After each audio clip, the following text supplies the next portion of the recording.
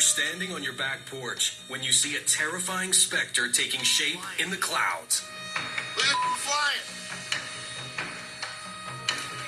Get in the house!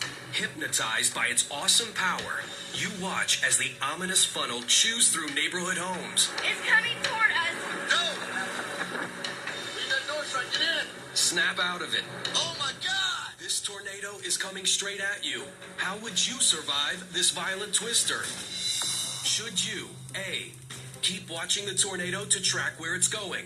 B, open all doors and windows to balance the internal and external air pressure? Or C, take cover in the basement to avoid flying debris? The choice is yours, but what are you really up against? Tornadoes are spinning very, very fast, 200, 300 miles an hour sometimes.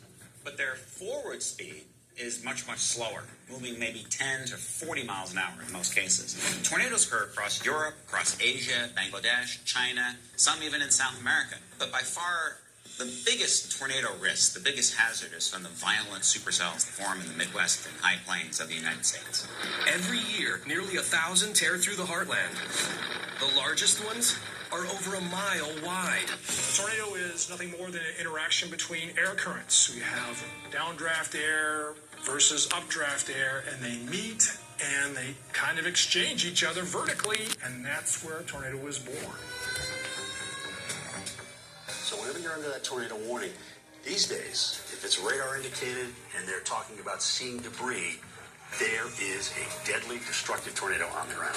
Twisters can cause billions of dollars in property damage and take dozens of lives. Neighborhoods gone. Semis tossed like toys. Nothing is safe, including you. The tornado is nearly on top of your house. So what should you do next? If you chose C, seek shelter in a basement, you'd be giving yourself the best odds of survival. The goal is to seek a place where you're not going to be directly hit by debris. If you don't have a basement, the best thing you can do is to get to an interior closet or bathroom that has plumbing to anchor down the house. Getting in a bathtub and putting a mattress over your head is a reasonable strategy. Getting under a piece of strong furniture, getting some pillows and blankets and wrapping them around yourself or children. Anything you can do to armor yourself is going to increase your chances of survival. People always underestimate Mother Nature. They think in some way, maybe if I'm looking at it long enough, I can control it. I can change the tornado from coming into my backyard.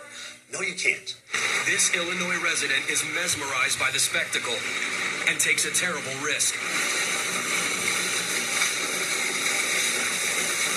He watches as winds rip through his home at over 170 miles an hour.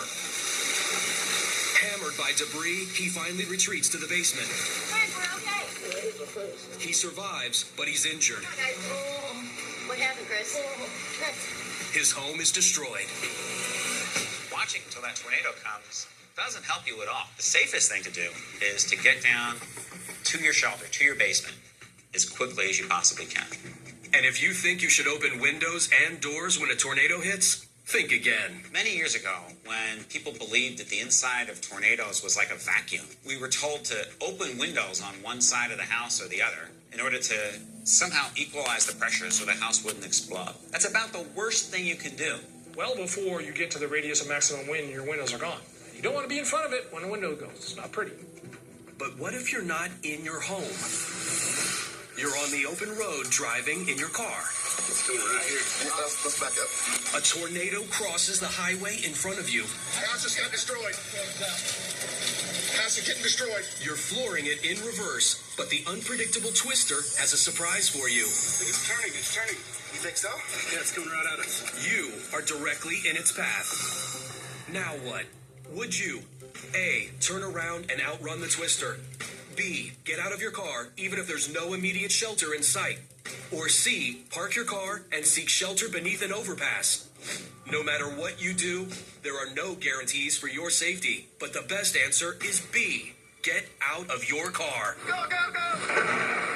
Don't want to be in your car in a tornado. Cars are flung and rolled and tossed, and they literally become scrap metal. You don't want to be part of that. It's better off to get out of your car and try to seek the best shelter you can before the tornado gets to you. If you have a couple minutes, maybe you can get to a strong building. If you only have seconds, you might just have to get in a ditch by the side of the highway. Though choosing to stay in your car isn't always a bad choice, it can have terrible consequences. No, just keep going if you can. Keep going if you can. Everybody duck down. Everybody duck down.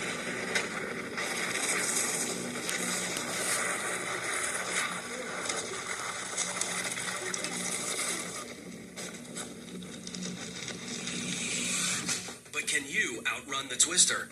You might think, hey, I can outrun this. I can go 70 or 80 miles an hour and get away. While in theory that might be true, in realistic conditions, under a violent supercell, with rain and hail and wind, there are trees that might be falling down on the road. There could be flash flooding.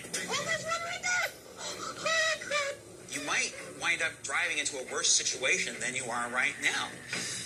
As for trying to avoid the twister under a concrete overpass, Overpasses are notorious for constricting the flow of air and becoming sort of like a wind tunnel. You'll be sucked out from underneath. What is that up there? Somebody in that car? Is that a car? Can we go check on those guys? There's a car that's just mangled.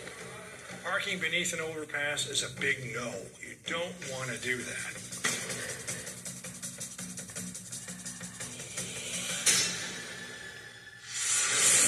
twisters remain one of the most devastating weather phenomena on the planet. If you're in the middle of a supercell thunderstorm, you should monitor the news and listen to local authorities. But if a tornado touches down, you need a plan.